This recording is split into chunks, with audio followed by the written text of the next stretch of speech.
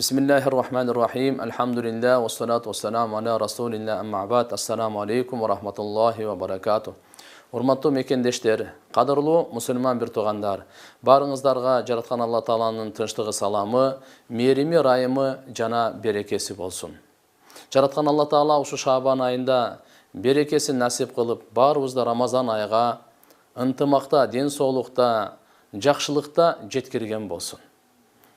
Өлкөбүздө бүгүн өзгөчө абал 30 апрелге чейин узартылганына байланыштуу барыңыздарды тәртиптүүлүккө, сабырдуулукка чакырып кетебиз.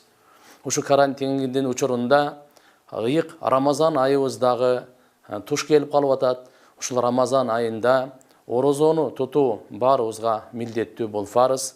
Рамазан айда орозону биз үйдө кармайбыз. Жана ооз ачарлыктарды дагы үйдө кылабыз. Аял бала чакаларыбыз менен чогуу ооз ачарлыктарды үйдө кылабыз. Тарави намаздарын үйдө окуйбуз. Авал турукташканга чейин.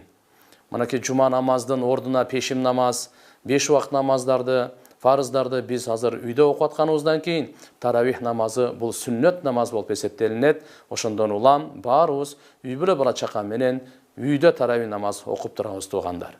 Биз бул кырдаалды дагы, бул кыйынчылыкты дагы Кудай кааласа жеңебиз. Качан бири-бирибизге туура түшүнүп, бири-бирибизге жардам берип, тартиптүүлүктү бекем сактап гана биз буну жеңе алабыз буюрса.